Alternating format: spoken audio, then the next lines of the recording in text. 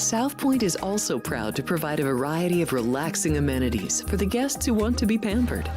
Soak up the sun and let your stress melt away in our lagoon-style paradise swimming pool. A relaxing getaway where you can bask in the desert sun and enjoy seasonal food and bar service poolside. And if you really want to escape, come to Spa Costa del Sur. From couple suites to a co-ed wet area, our spa caters to business and leisure travelers who want to unwind and elevate their senses. A visit to one of our spa's steam, sauna, or whirlpool treatment rooms will leave any guest feeling like they can take on the world.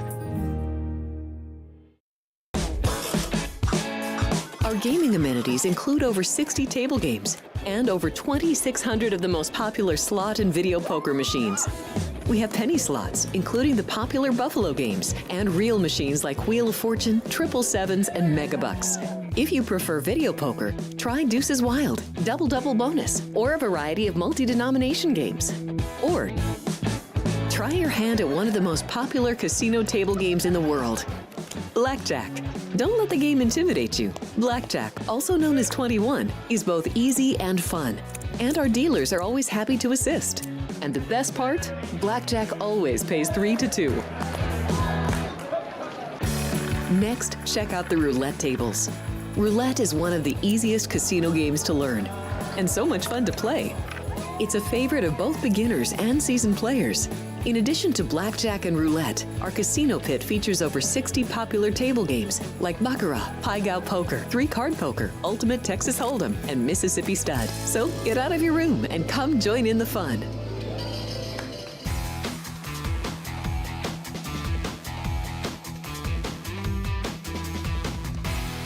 Welcome in. It is Sports by the Book on a Thursday morning. I'm Jeff Parles. Happy to be with you as always, getting you ready for everything in the mix across the board here today. We got NBA, we got some hockey, some college hoops. First week of college hoops going interestingly, to say the very least.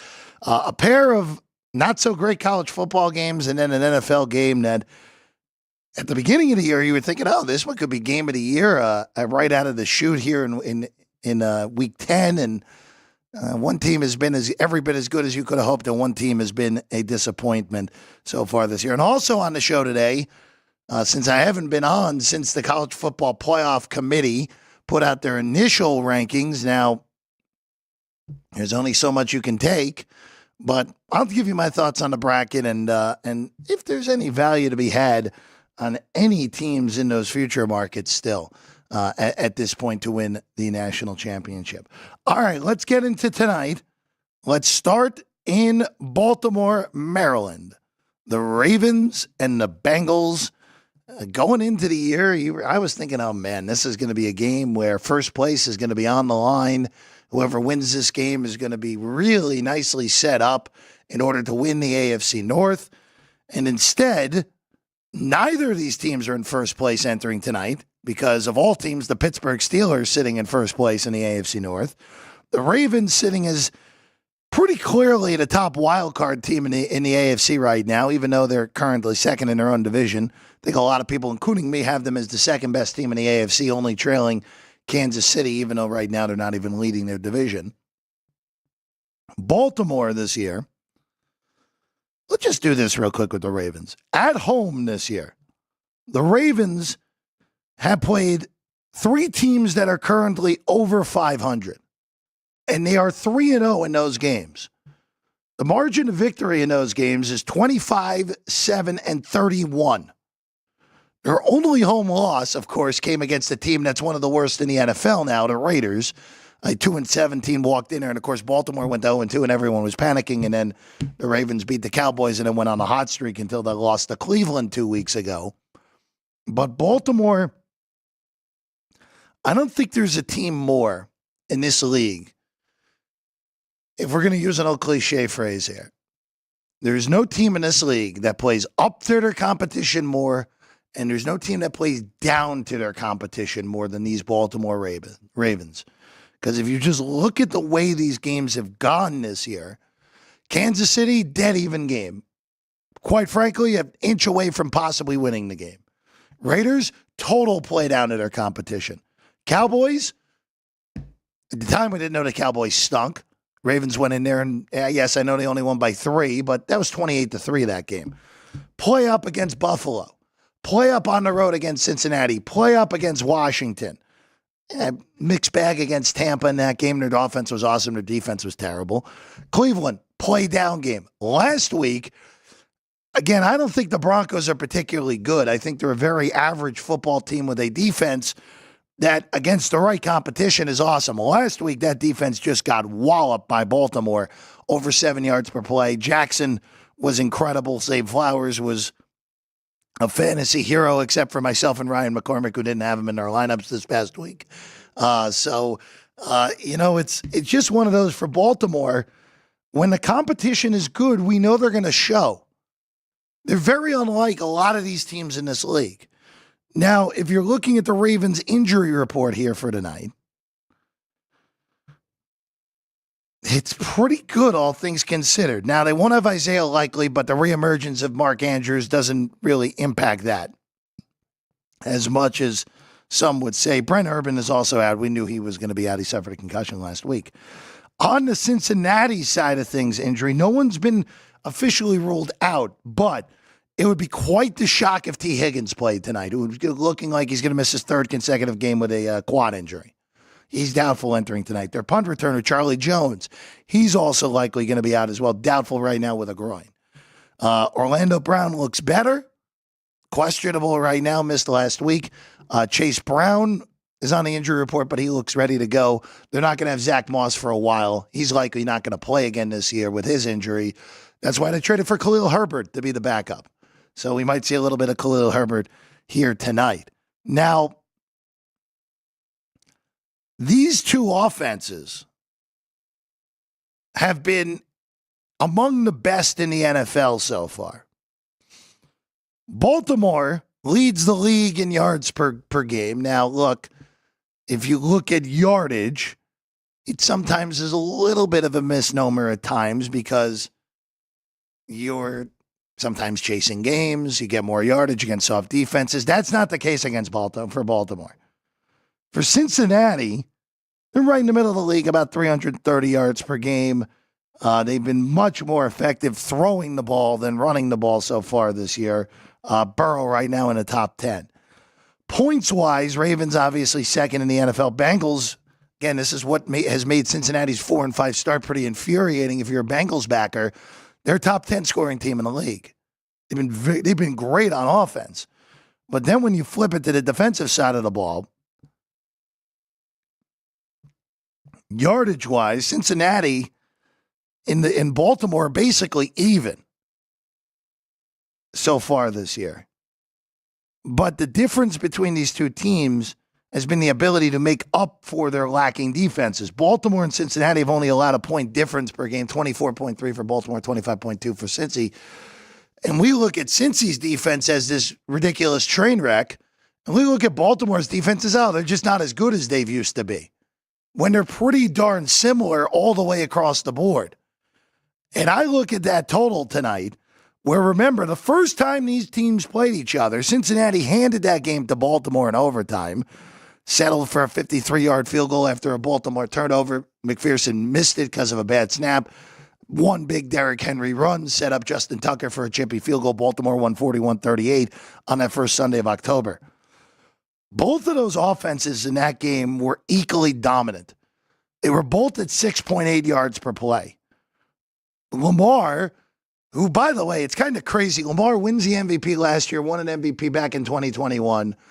And this is the best I think Lamar has ever looked in the NFL. He has looked incredible, mostly because his throwing game is much better right now than it was at any point a year ago. Lamar in that game was 26 of 42 for 348, 4 touchdowns. Also had a 55 on the ground. Burrow in that game, 30 of 39, 392, 5 touchdowns and a pick. That was the one angle tonight that you could worry about with Cincy is that Higgins obviously won't be there tonight, was there in that first game. Higgins, 9 for 83, 2 touchdowns. Chase, 10 for 193, 2 touchdowns. Baltimore, no clue how to cover these guys. Now, the rest of the team didn't do much. Ivy Havas had 1 for 39. Gesicki had 2 for 31. And then the rest of the team just had 7 for barely 45 yards when it's all said and done. So Cincinnati's really going to need that second pass catcher tonight, because Baltimore could just double chase and make life a little bit more difficult on him. If there's an ability of a second pass catcher on Cincinnati tonight, the Bengals are live to win this game outright. Now, I'm going to save my official side play for later in the day on Sports by the Book. If we're looking at the total, yes, Football Frenzy, yes, Sports by the Book Football Frenzy, Ryan McCormick and I at 3, the AM version of this show right now. So the total behind us, open 52.5. You see that 53. It legitimately just moved moments ago back to the opener at 52.5. Now, I have to imagine the reason for that is that we are not going to see T. Higgins. The weather in Baltimore is ridiculously good for the first Thursday in November. It's 66 degrees with no wind and no precipitation tonight. Ideal football conditions for these offenses. Absolutely ideal. There is no reason to think that this game is not going to be played as a super over again. And I know it's a short week. I know Burrow's without his second best pass catcher. I know Cincinnati's running back depth isn't great. But there is no reason to think that either of these defenses are going to be able to stop either of these offenses. Both of these offenses are still top 8 offenses in my book. And the way both of these defenses have played, they both played as caliber bottom 12 defenses in the NFL. Baltimore's defensive problems are a little more alarming to me, because I just think Cincinnati just doesn't have the horses. Other than Trey Hendrickson up front, Almirono's gotten more out of that defense than you would have expected over the years. I think this is just regression to the mean, but it's a little harder than you would have liked. Baltimore, I'm concerned about Zach Orr, who is their defensive coordinator. McDonald, the D coordinator the last few years, is not a head coach of the Seahawks, as we know. Other defensive assistants, including Anthony Weaver, they left to take other coordinator jobs. So I'm a little bit concerned, because this is just how this has looked for the most part this year. Last week, I think, had more to do with the quarterback they were facing than it had to do with their defense, because Bo Nix, once again, did not play well against better competition. So I'm in the camp tonight that the over is the best play. If this hits 52, and we'll talk about it on Football Frenzy later, boy, that is a really good bet if we hit 52. And this is a high total. I get it.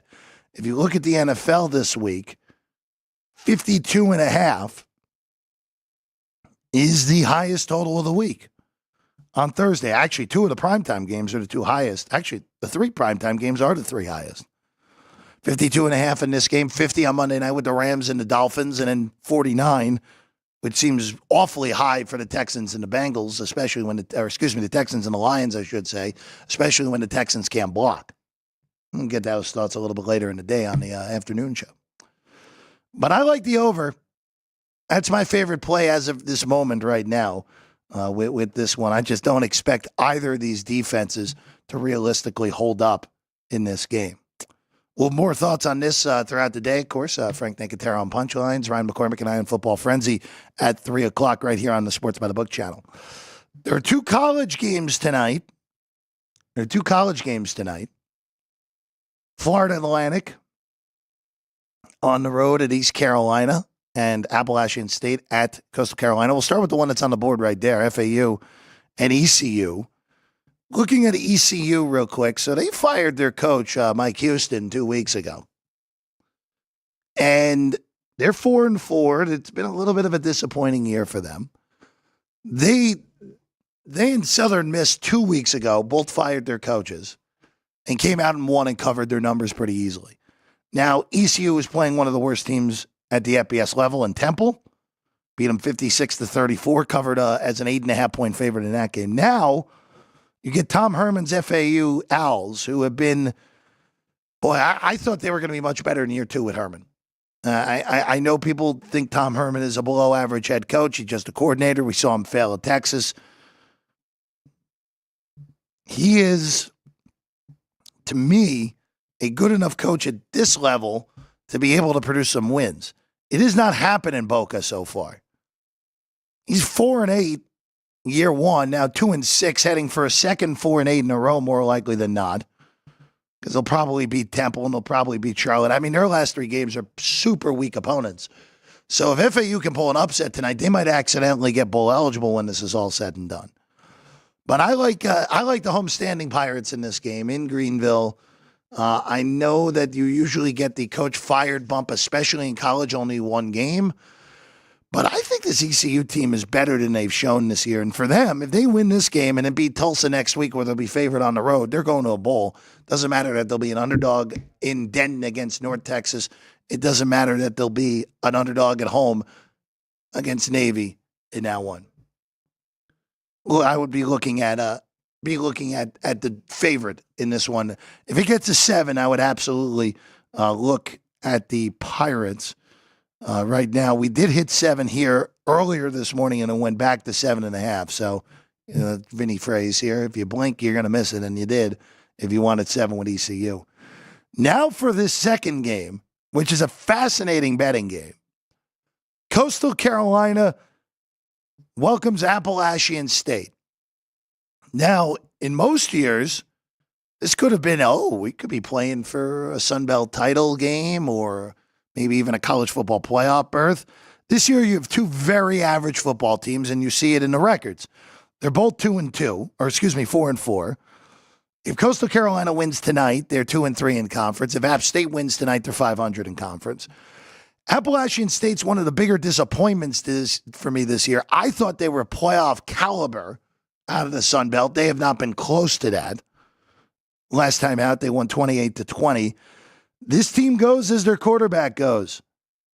I'm curious to see what version of Joey Aguilar we get tonight. Do we get the turnover machine Aguilar, or do we get the one who's protecting the football? And then when we get that, Appalachian State's been much better this year. The Chanticleers are coming off just a really bad loss to Troy. Not a good Troy team, losing by 2 touchdowns in a game that really wasn't even competitive, especially after that 21-point second quarter for the Trojans. I just wonder how you bounce back on a short week if you're Coastal Carolina.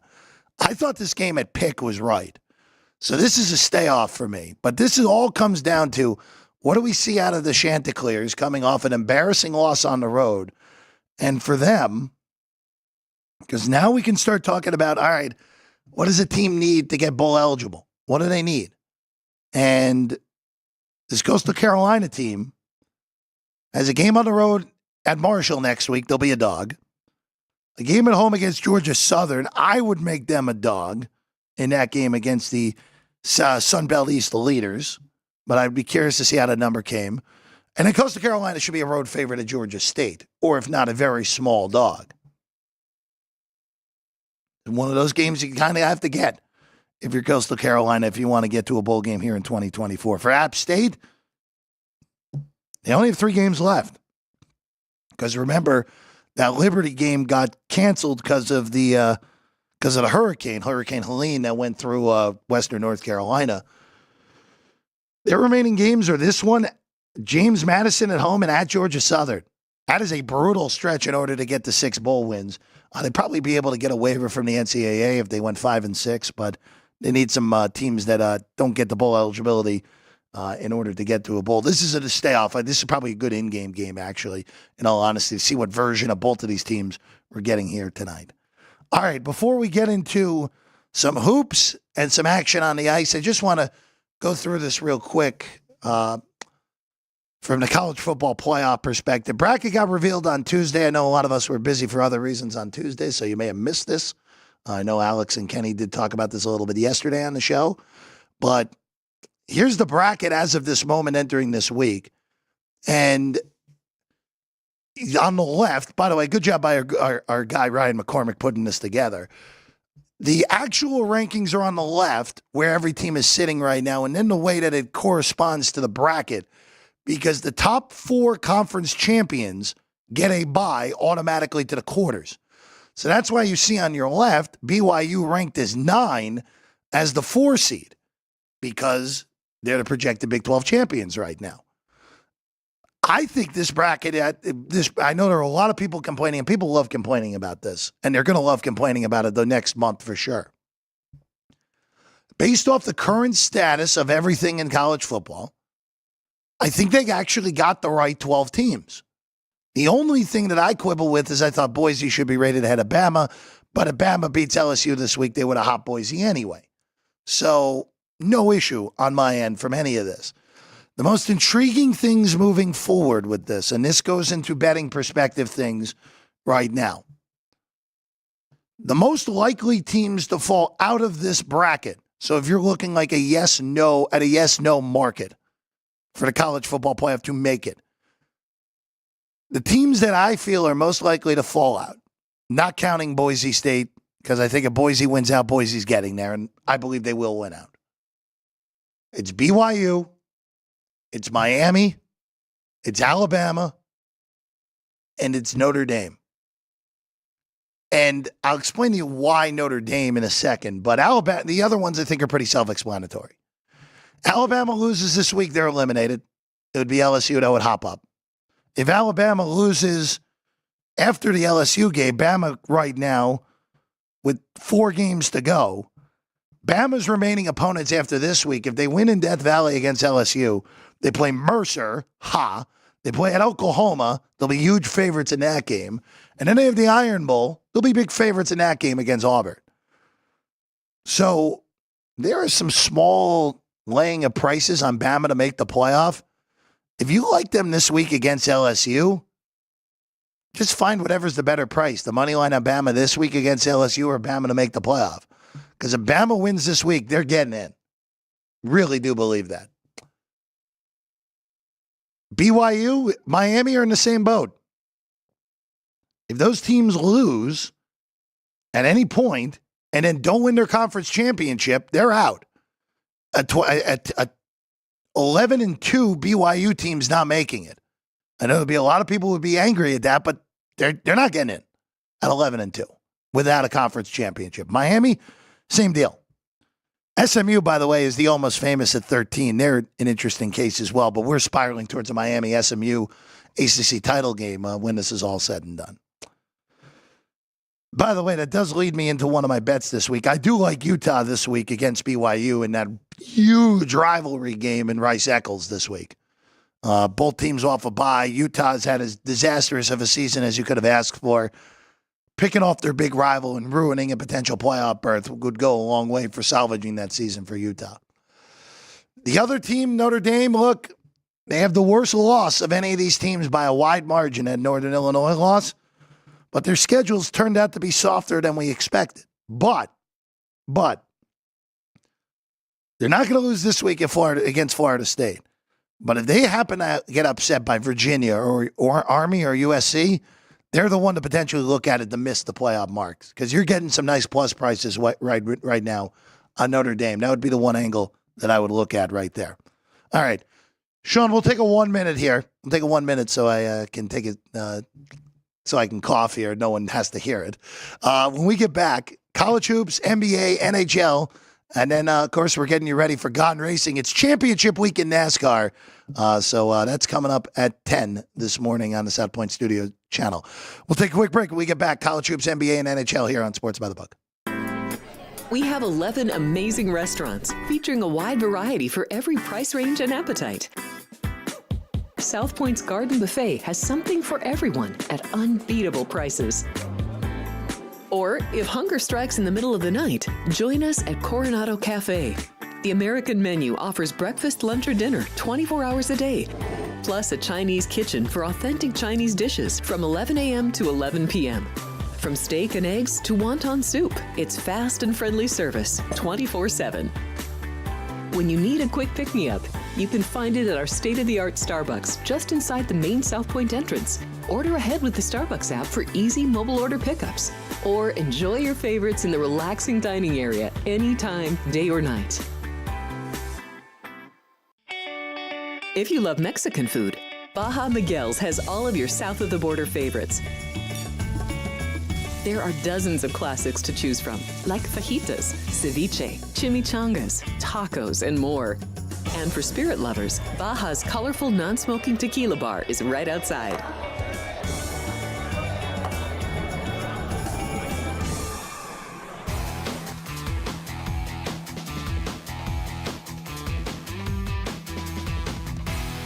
Few more minutes for us here on Sports by the Book here this morning. I'm Jeff Parles. Let's go to the NBA. 3 games in action tonight, and we start in Milwaukee, where there are 1-6 teams in the NBA. One of them is the Philadelphia 76ers, who lost yet again last night to the Clippers. The other 2 are in this game here tonight. The Utah Jazz on the road at the Milwaukee Bucks. Doc Rivers, since taking over as Bucks coach, is on a nice pace to go 32-50 in his first 82 games. Could have told you that higher wasn't going to work. This is 8 tonight. Utah finally got their first win of the season earlier this week in Chicago against the Bulls. So this is all dependent on, you got to see if Giannis Antetokounmpo is going to play or not. He's been battling an injury the last few days. Didn't play earlier in the week when they lost to Cleveland. The Bucks did. So this, to me, would only be a take of Utah, because I just think this Buck team is in big trouble. And this is, the rumors about Giannis Antetokounmpo getting traded and wanting out of Milwaukee are only going to get louder. Only going to get louder. It's just not a well-coached team. It's a roster that I think is heavily flawed, especially with Middleton not in there. That Lillard trade, man, look, that Lillard trade, which was made by Milwaukee to get closer to a championship. And look, Damian Lillard's a first ballot Hall of Famer. But that trade not only, and we know this now, not only pushed Milwaukee further away from winning a title, it directly helped Boston become potentially dynastic in this league. Just for a trade involving a high-end player like that, as bad of a trade as I can remember for Milwaukee. And I love Dame, but it just hasn't worked there for the Bucks. It would be a lean to Utah, if anything, if we're going on this game. Bulls hosting the Timberwolves. Timberwolves are 8.5. Total's 227.5. It feels like too many points, but even though the Bulls are off to a reasonable start, they're really probably a play-in team at best, as we know. And the Timberwolves are only going to get better as the year goes along. This would be a lean to take the Chicago Bulls plus the 8. And then San Antonio and Portland. Boy, these games stink tonight in the NBA. Wow. And just 3 mediocre games. Spurs, uncertain if Greg Popovich will be back on the sideline yet. Had a medical emergency earlier in the week and hasn't coached this week. Obviously, great young players in this game, led by Victor Wembanyama. Spurs this week have been wayward. They had the game on Monday where they were up by 26 after 1 and lost the game by 9 and didn't cover against the Clippers. Then yesterday, come back to the state of Texas and get drilled by the Rockets, losing by 27 in a game that was never competitive. So, second of the back-to-back, back home against the bottom feeder in Portland. It's tricky. It's tricky. It would be a lean to San Antonio, but boy, this is a tricky spot. I want to see who ends up in the lineup for San Antonio before really even considering placing a wager on this game. All right, let's go to college basketball tonight. Let's start in the extra board. Don't we love starting in the extra board, guys? Jacksonville at Florida. The only ranked team going tonight is the Florida Gators. And this total is where we're looking, where Florida wants to play fast.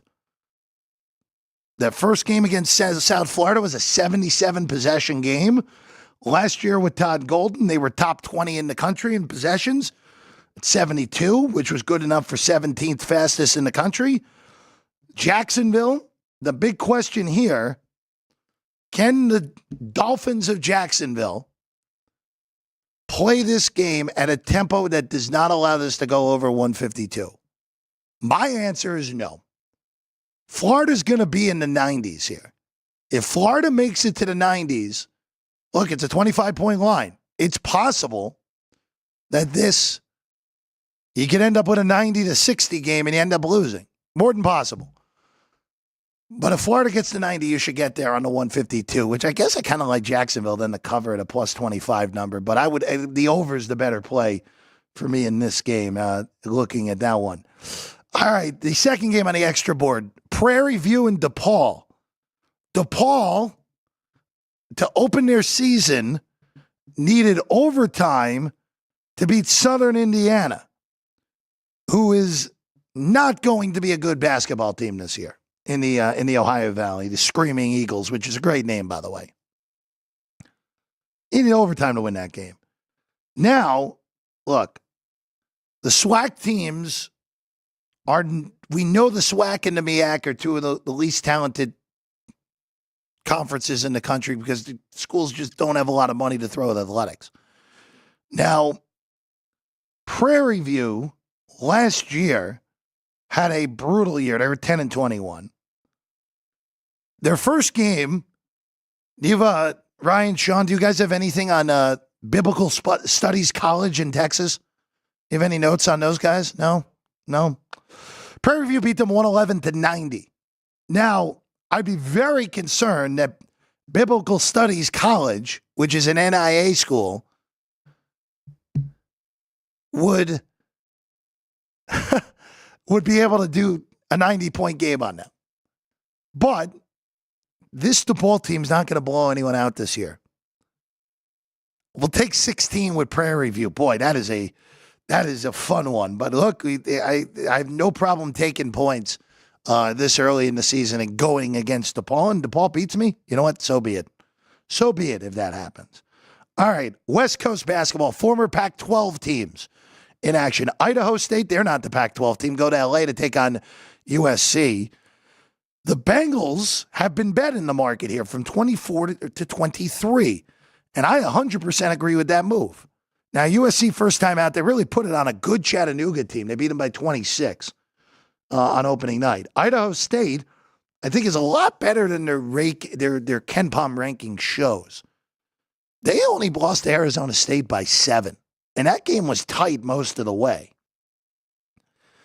I am in the camp here of just taking these points with Idaho State. Now, the total's interesting as well, because now, with Musselman there, it didn't show up in game one. I do think we're going to start seeing USC play a little quicker than they did on opening night. Only 66 possessions in that game. But Musselman, of course, historically speaking, if you look at Arkansas, played a very fast tempo at Arkansas. But when he had a little lesser talent at Nevada, he played at a slower tempo. So that's something to look at there. I'm curious moving forward what USC's tempo happens to be like. And then the last one, we're laying chalk in this last game. It's 15.5 with Cal. There's some 15 in the market. We'll lay it with the Golden Bears. Again, I don't think Cal is all that good. I think they're a pretty average basketball team. But Cal Poly is one of the worst in the country. And they have been for a while now. They were a little better on opening night against San Francisco. Dons needed to come back in the last 10 minutes to win. But I still think 15 is the number you really want in this game. Laid with the Golden Bears. Take Cal tonight in that one. All right, hockey. 3 hockey games real quick. Second of a back-to-back for Florida. They host Nashville. Or I should say second of a back-to-back for the Preds, I should say. This number has moved. $2 on the Panthers, plus 175, total of 6. We like the over. We're going with 6 over for Florida and Nashville tonight as the first hockey play. The second one, the Senators welcome in the New York Islanders. Total 6 there. Sens, minus 140, plus 120 on the take-back. We are taking the underdog road standing Islanders in this game at plus 120. I still don't trust Ottawa's defense. Still don't trust that, even though we're getting more of a sample size as this year goes along. And then the last one, Utah on the road at St. Louis. Check your totals on this one.